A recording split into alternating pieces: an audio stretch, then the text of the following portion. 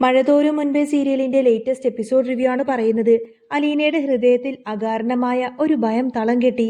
കയ്യിലിരുന്ന മൊബൈൽ ഫോണിലെ recording button അമർത്തിയതിനു ശേഷം ബാലചന്ദ്രൻ അവളെ നോക്കി. ആ നോട്ടത്തിൽ ദയയോ വാത്സല്യമോ ഒന്നും തന്നെ ഉണ്ടായിരുന്നില്ല. പകരം ഒരു കണിശക്കാരനായ വിധികർത്താവിന്റെ ഭാവമായിരുന്നു. കേൾക്കൂ അലീന, ബാലചന്ദ്രന്റെ ശബ്ദം ആ മുറിയിൽ മുഴങ്ങി. ഈ ശബ്ദരേഖയിൽ നീ കേൾക്കാൻ പോകുന്ന കാര്യങ്ങൾ, അതാണ് നിന്നെ ഇത്രയും നാൾ അലട്ടിയ ചോദ്യങ്ങൾക്കുള്ള ഉത്തരം. നിന്റെ ജീവിതത്തിലെ ഏറ്റവും വലിയ സത്യം. അലീനയുടെ നെഞ്ചടിപ്പ് വർദ്ധിച്ചു. അവൾ രേവതിക്കുട്ടിയുമായി നടത്തിയ ഒരു സംഭാഷണത്തിന്റെ ശബ്ദരേഖയായിരുന്നു അത്. ഓരോ വാക്കും ഒരു മിന്നൽ പിണർ പോലെ അവളുടെ ചെവിയിൽ പതിഞ്ഞു. വൈജയന്തി എന്ന സ്ത്രീ, തന്നെ വെറുക്കുകയും വീട്ടിൽ നിന്നും പുറത്താക്കാൻ ശ്രമിക്കുകയും ചെയ്യുന്ന സ്ത്രീ, അവൾ മറ്റാരുമല്ല. 22 വർഷം മുൻപ് ഒരു തരിമ്പും മമതയില്ലാതെ ഉപേക്ഷിച്ചുപോയ സ്വന്തം ജന്മം നൽകിയ മാതാവ്. 22 വർഷങ്ങൾക്ക് മുൻപ് പെറ്റൊരാൾ തള്ളിയതാണ് നിന്നെ എന്ന രേവതിക്കുട്ടിയുടെ വാക്കുകൾ തീവ്രമായ വേദനയോടെ അവളുടെ കാതുകളിൽ അലയടിച്ചു. വൈജയന്തിയുടെ മുഖത്തെ വെറുപ്പിന്റെയും പകയുടെയും കാരണം ഇത്ര ലളിതമായിരുന്നോ? ഉപേക്ഷിച്ചു പോയ ഒരു പഴയ പാപം, അത് മുന്നിൽ വന്നു നിൽക്കുമ്പോഴുണ്ടായ അസ്വസ്ഥത. ശബ്ദരേഖ അവസാനിപ്പിച്ചപ്പോൾ അലീന പൊട്ടിക്കരഞ്ഞുപോയി. ദുഃഖത്തിന്റെയും ഒറ്റപ്പെടലിന്റെയും ഭാരം അവളെ തളർത്തി കളഞ്ഞു. താൻ തേടി വന്ന സ്നേഹത്തിന്റെയും ബന്ധങ്ങളുടെയും ലോകം ഒരു നിമിഷം കൊണ്ട് തകർന്നടിഞ്ഞു. ബാലചന്ദ്രൻ ശാന്തമായി ഫോൺ ഓഫാക്കി.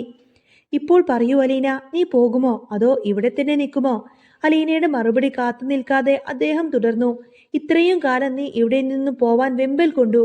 പക്ഷേ ഇപ്പോൾ നിനക്ക് മനസ്സിലാക്കി കാണുമല്ലോ ഇവിടുത്തെ യഥാർത്ഥ പ്രശ്നങ്ങളൊക്കെ എന്താണെന്ന്. ഞാൻ സ്നേഹിച്ചത്, എന്റെ ജീവിത സഖിയായി കണ്ടത്, എന്നെയും എന്റെ വിശ്വാസങ്ങളെയും അഗ്നിസാക്ഷിയായി ചതിച്ചവളെയാണ്. അഗ്നിസാക്ഷിയായി താലി കെട്ടിയവനെ വഞ്ചിച്ചവളാണവൾ. വൈജ, നിന്നെ പോലെ അവൾ എന്നെയും ചതിച്ചു.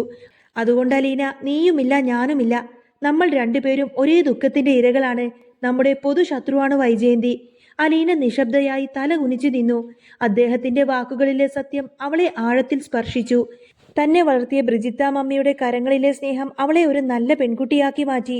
വൈജയന്തിയുടെ കൈകളിലായിരുന്നെങ്കിൽ ഒരു പക്ഷേ താനും പത്തി വിടർത്തി നിൽക്കുന്ന ഒരു നാഗത്തെ പോലെ ആയേനെയെന്ന് ബാലചന്ദ്രൻ പറഞ്ഞത് അവൾക്ക് അംഗീകരിക്കേണ്ടി വന്നു. ബാലചന്ദ്രൻ തന്റെ തുറുപ്പുചീട്ട് പൂർണ്ണമായി പുറത്തെടുത്തു. നീ ഇവിടെ നിന്നും ഇറങ്ങിപ്പോയാൽ സംഭവിക്കാൻ പോകുന്നത് ഞാൻ പറയാം. ഞാൻ വൈജയന്തിയെ ഉപേക്ഷിക്കും. ഈ വീടും സ്ഥാപനങ്ങളും എന്റെ വീർപ്പിന്റെ ഫലമാണ്. എന്റെ 2 പെൺകുട്ടികളുടെ അമ്മ എന്ന പരിഗണന ഞാൻ മറക്കും. അവൾ ഭർത്താവില്ലാതെ ജീവിക്കട്ടെ. അവളുടെ മകൾ അച്ഛനില്ലാതെ വളരട്ടെ. നിന്റെ അമ്മയുടെ ജീവിതം നിനക്ക് തകർക്കണോ?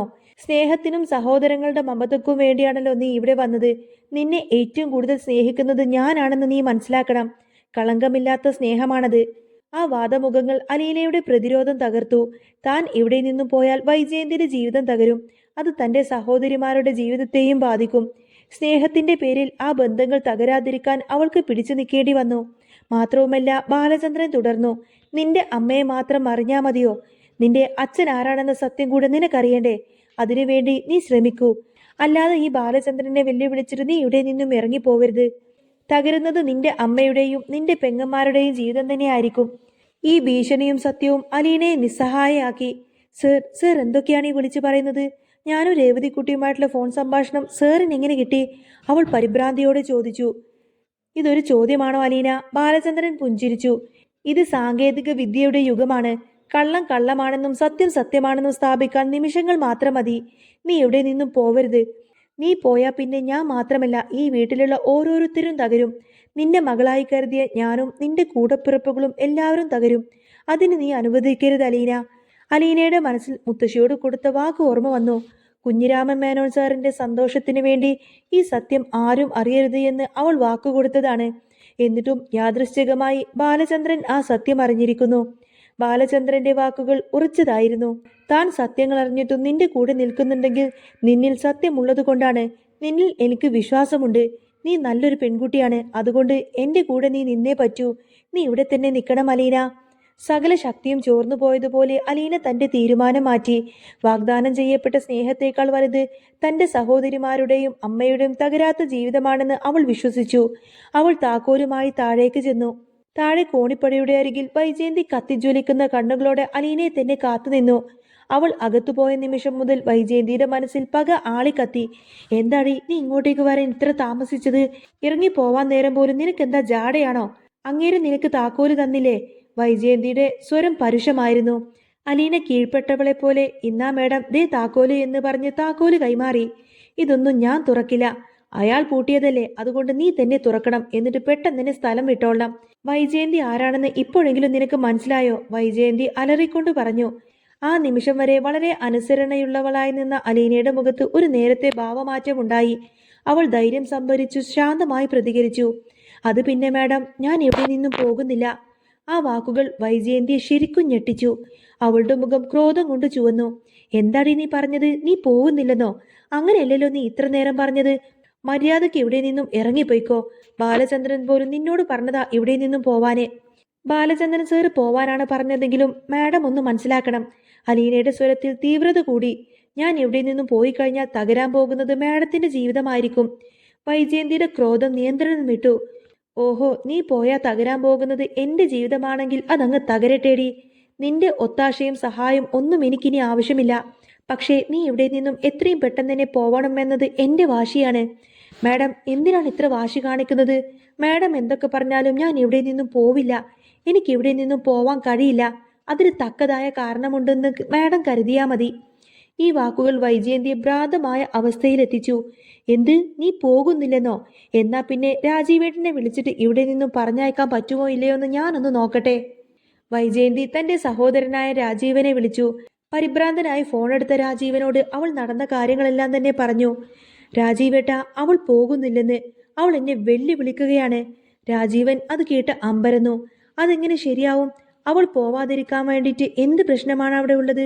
നീ ഒരു കാര്യം ചെയ്യേ, ഞാൻ അപ്പോഴേക്കും അങ്ങോട്ടേക്ക് വരാം. രാജീവൻ ഈ വിവരം കമലമ്മയും മനുവിനെയും അറിയിച്ചു. കമല തന്റെ പഴയ വൈരാഗ്യം പുറത്തെടുത്തു. ഓഹോ, അപ്പൊ കളി എന്താണെന്ന് പിടി കിട്ടിയില്ലാലേ. അവൾക്കിപ്പോ പോകാൻ മനസ്സില്ല. അവളുടെ ഉദ്ദേശം വേറെ പലതുമായിരിക്കും. ഇതൊന്നും ഇവിടെയൊന്നും നിൽക്കുന്ന കേസല്ല. മനു പറയുന്നത് അവരുടെ പ്രശ്നമൊക്കെ അവർ തന്നെ തീർത്തോട്ടെ. എന്തിനാ ചെറിയ പ്രശ്നം ഇങ്ങനെ വഷളാക്കുന്നത് എന്ന് പറഞ്ഞ് രാജീവിനെ തടയാൻ നോക്കിയെങ്കിലും കമലമ്മ അവനെ നിർബന്ധിച്ചു. വേലക്കാരിയെ വേലക്കാരുടെ സ്ഥാനത്ത് നിർത്തണം, അല്ലാതെ വീട്ടുകാരിയാക്കാനൊന്നും പാടില്ല. ഇതേ സമയത്ത് തന്നെ വൈജയന്തി വീണ്ടും അലീനയോട് കയർത്തുകൊണ്ടിരിക്കുകയായിരുന്നു. ഇറങ്ങിപ്പോടി വെളിയിൽ. നിന്നോട് ഇറങ്ങിപ്പോവാനല്ലേ ഞാൻ പറഞ്ഞത്? അവൾ ദേഷ്യം കൊണ്ടലറി. അവൾ കയ്യോങ്ങി അലീനെ തല്ലാൻ വേണ്ടി മുതിർന്ന നിമിഷം ബാലചന്ദ്രൻ കോണിപ്പടികളിൽ നിന്നും മുഖത്തേക്ക് സിംഹഗർജനം പോലെ അലറി. തൊട്ടു പോകരുത് അവളെ. വൈജയന്തിയും അലീനയും ഒരുപോലെ ഞെട്ടി മുകളിലേക്ക് നോക്കി. ആരടി അലീനെ ഇവിടെ നിന്നും ഇറക്കി വിടാൻ നോക്കിയത്? അവൾക്കിഷ്ടമുണ്ടെങ്കിൽ അവൾ ഇവിടെ നിന്നും ഇറങ്ങിക്കോളും. അല്ലാതെ നിർബന്ധിച്ച് അവളെ ഇവിടെ നിന്നും ആരും ഇറക്കി വിടാനൊന്നും നോക്കണ്ട. അങ്ങനെ ഇറക്കി വിട്ടാൽ സംഭവിക്കാൻ പോകുന്നത് എന്താണെന്നൊന്നും നിനക്കറിയത്തില്ല. അവളെ തൊട്ടുപോയാലുണ്ടല്ലോ, അവളെ തൊടുന്നവരെ ഞാൻ കൊല്ലും. അല്ലെങ്കിൽ പിന്നെ ഈ വീട്ടിൽ നിന്നും ഇറങ്ങിപ്പോകുന്നതായിരിക്കും നല്ലത് വൈജയ്.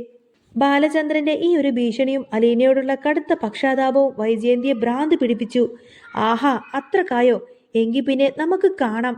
ഇവിടെ രണ്ടിലൊരാൾ മതി. നിങ്ങൾക്ക് രണ്ട് ഭാര്യമാരേതായാലും വേണ്ട. ബാലചന്ദ്രൻ ക്രോധത്തോടെ പറഞ്ഞു. നിർത്തടി. ദേ, വല്ലതും ഞാനങ്ങ് വിളിച്ചു പറഞ്ഞാൽ നീ ഇവിടെ അണ്ണാക്ക് പിളർന്നങ്ങ് നിൽക്കും. അലീന പേടിച്ച് വിറച്ചുകൊണ്ട് തന്നെ ബാലചന്ദ്രനെ തടയാൻ ശ്രമിച്ചു.